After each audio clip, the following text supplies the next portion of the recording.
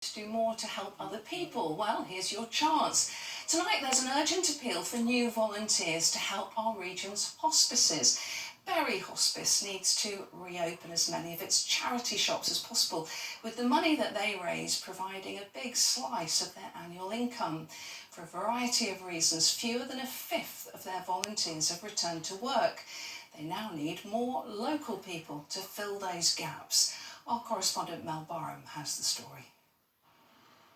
They're a charity all about helping others, but right now they need others to help them. These charity shops suffered during lockdown with being closed.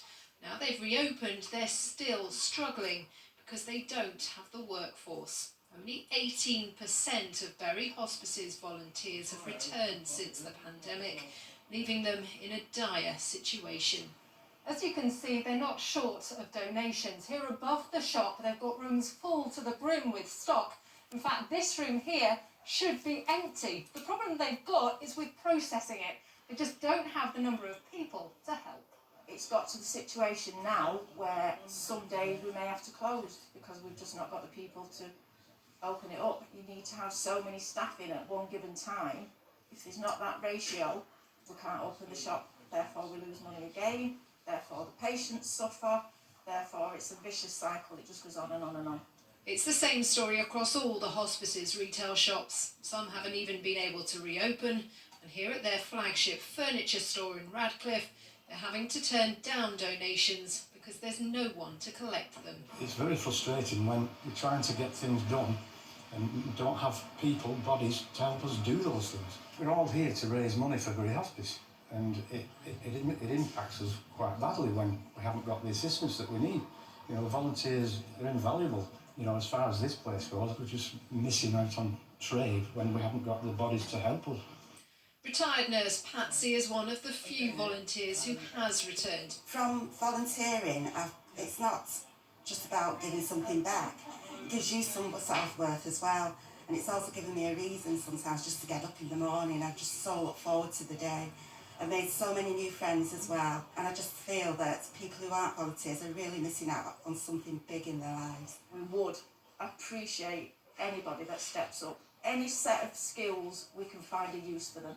We can take you for 2 hours, half a day, a full day, it really doesn't matter. Your help is what we need and it would be greatly appreciated. As a charity, a third of the income needed to run Bury Hospice comes from these charity shops. The warning tonight, if they don't get more volunteers, the future of the hospice could be at risk. Mel Barham, ITV News, Prestwich.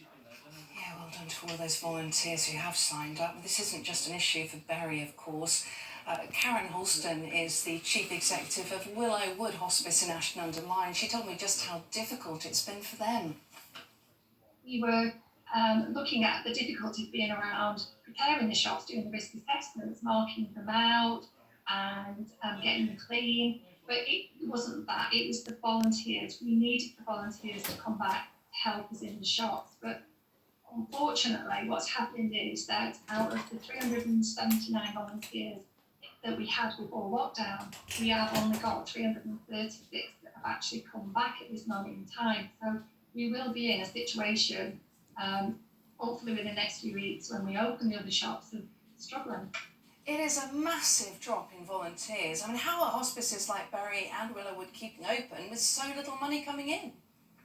Absolutely. The income from our shops we rely on heavily. We are funded by the government up to 21%, and it costs us £2.8 million per year to run the hospice. But we still have the other 79% to raise, and that's through our shops, through our lottery, and through our fundraising. And of course, our fundraising has been hugely impacted on. And do the shops raise a lot of money?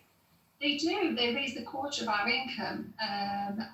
Normally, we are heavily down, and this year alone, in the last 4 months, we have seen a 55% drop from the same period last year. So does that mean that you've had to reduce the services that you offer?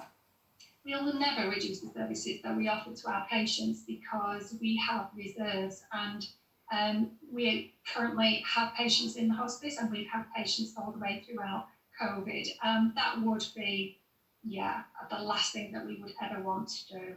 Well, it's such a vital service that you offer. I'm scared to ask this. If there is a second lockdown of some kind, what effect would that have on you?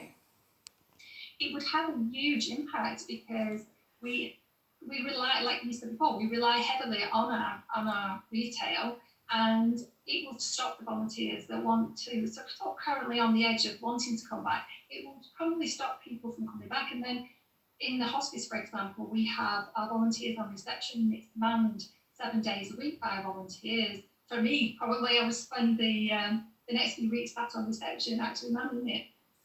What does it take to be a volunteer? Anybody can be a volunteer. I think that it's about caring, it's about compassion, it's about people wanting to work. But on the skill side, if people are furloughed at the moment, or if they are looking for a change in career, then going and helping out in your local hospice shop is a really good way to learn some new skills. It's a great message. Karen, thanks ever so much for joining us, and please, for all of us, keep up that great work that you do. Thank you. Well, let's get on to sport now, and just when managed to